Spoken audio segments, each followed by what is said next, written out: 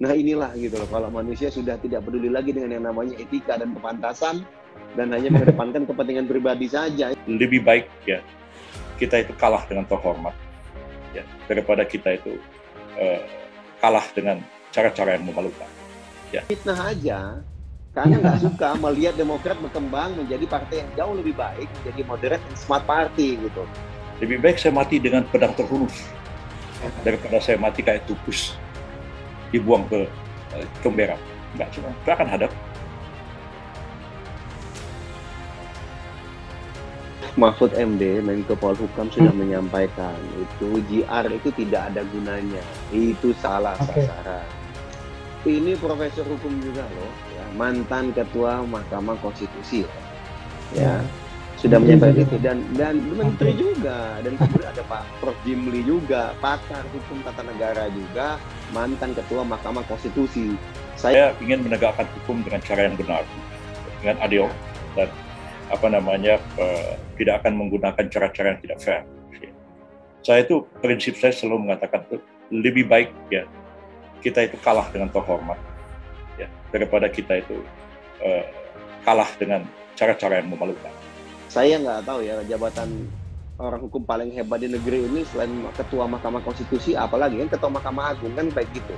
Setahu saya Pak Yusril belum pernah di dua posisi itu gitu ya. Nah kemudian jadi menurut kami tidak perlulah kami yang menjawab. Sudah ada pakar-pakar hukum yang kemudian menjawab gitu bahwa ini salah sasaran. Sebelum Anda tanya saya, ya, saya mau tanya Anda dulu. Anda memeriksa saya ini, Anda diangkat sama siapa? Apalagi menganalogikan peraturan. Peraturan ini bukan peraturan ADART. ADART itu adalah kesepakatan gitu di dalam Kongres. Ini lagi-lagi inilah. Kalau kami ini melihatnya ada apa sebenarnya dengan koalisi Muldoko Yusril ini, ada apa gitu ya. Karena yang kami pertanyakan di awal juga Prof Yusril gembar-gembornya bilang upayanya ini membela demokrasi. Kalau membela demokrasi, benarkan dulu lah ADART partainya beliau. Beliau ini kan juga ketua umum partai. Gitu. Jaksa Agung itu sah atau tidak? Kalau Jaksa Agung tidak sah, dia nggak berhak untuk memeriksa saya. Buktikan dulu Jaksa Agung itu sah. Kalau enggak, saya nggak mau diperiksa. Apakah memang pantas? Janganlah kemudian bersikap tidak bilang ya kalau udah nggak bisa punya alasan yang rasional kemudian bicara mengenai pantas dan tidak pantas. Nah inilah gitu loh, kalau manusia sudah tidak peduli lagi dengan yang namanya etika dan kepantasan dan hanya mengedepankan kepentingan pribadi saja, ya udah silahkan aja, publik bisa menilai. Lebih baik ya kita itu kalah dengan terhormat ya daripada kita itu kalah dengan cara-cara yang memalukan ya. Tapi kalau saya sudah punya satu keyakinan ya, saya bela ya. Dulu yakin majelis hakim ya di Mahkamah Agung itu akan sangat mengedepankan keadilan dan kebenaran gitu ya, tidak akan tergoda oleh bujuk rayu uang ataupun misalnya kekuasaan ataupun intimidasi gitu ya. Mereka pasti tetap akan mengedepankan integritas dan kredibilitas mereka sehingga memutuskan perkara ini sesuai dengan aturan hukum yang berlaku. Ya tentunya ditolak gitu, ya. Advokat itu profesi yang dibayar, ya dia penegak hukum sama seperti polisi, jaksa, hakim. Cuma polisi, jaksa, hakim dia digaji oleh negara pakai uang rakyat. Advokat kan nggak digaji, dia dibayar sama siapa? Orang yang menggunakan jasa dia. Berapa dia dibayar? Ya, itu tergantung kesepakatan. Mau 1 miliar, mau 2 miliar, mau 100 miliar, mau gratis, boleh aja. Mentransformasikan dari generasi sebelumnya ke generasi baru yang dipimpin oleh Mas AHY. Dan di sini kami masih gabung nih, masih menyatu antara generasi lama dan generasi baru gitu. Jadi saling sinergi, karena bagaimanapun yang generasi lama itu punya pengalaman, punya kebijaksanaan yang tidak bisa beli ya, tidak bisa kita dapatkan. Dan anak muda ada yang semangatnya, ada akselerasinya, ada staminanya nih dan determinasinya. Seperti yang dikatakan Mas AHY, muda adalah kekuatan ya. Jadi saya pikir persoalan ini ya kita hadapilah secara kesatria dengan segala kemampuan, dengan segala kapasitas yang kita miliki, ya kalau ini dibawa ke pengadilan, kita hadapi di pengadilan. Jadi kalau bagi kami ini adalah suara-suara sebuah mantan kader yang tidak suka dengan kemajuan yang diraih oleh Partai Demokrat saat ini yang sudah berubah dan beralih menjadi partai yang lebih modern dan lebih smart dan benar-benar berkoalisi dengan rakyat. Tanggapi ya, bikin repot ya, saya pikir ya biarin aja lah, nggak usah ditanggapi. Kalau saya bilang tidak, orang nggak percaya, orang bilang iya, orang juga nggak percaya, jadi mau apa? Ya, dan saya pikir advokat itu kan dia bekerja berdasarkan kode etik dan undang-undang advokat.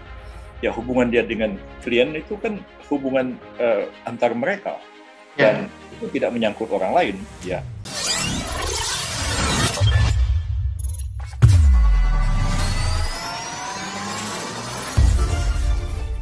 Pakar hukum tata negara dari berbagai kampus di Nusantara mengkritik langkah Yusril Iza Mahendra menggugat ADART Partai Demokrat ke Mahkamah Agung MA.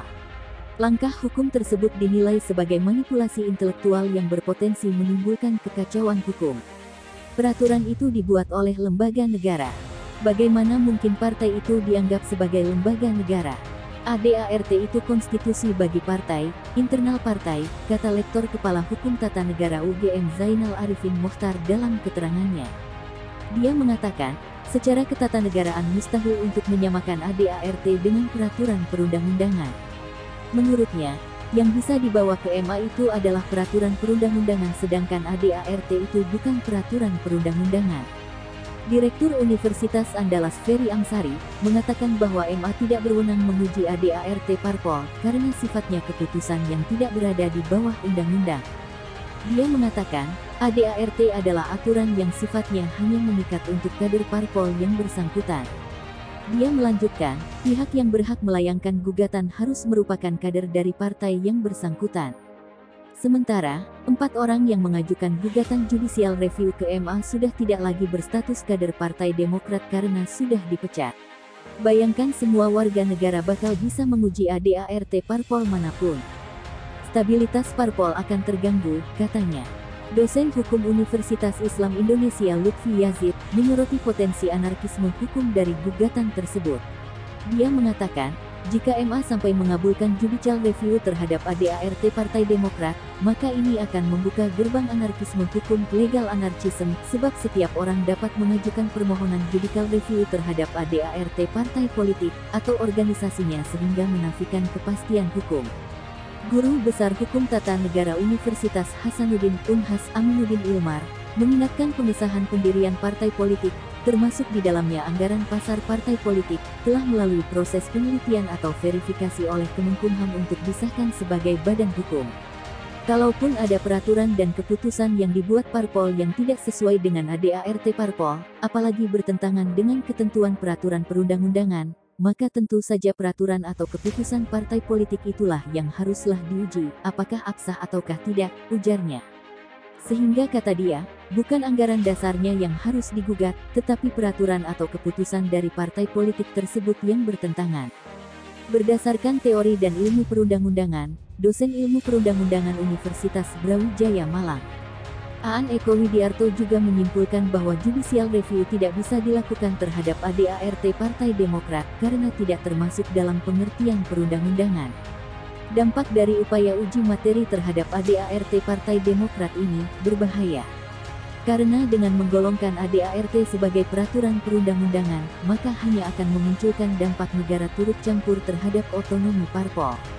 Kemudian negara menjadikan parpol sebagai bagian dari negara suprastruktur politik, bukan lagi sebagai bagian dari rakyat infrastruktur politik, pungkas Aan.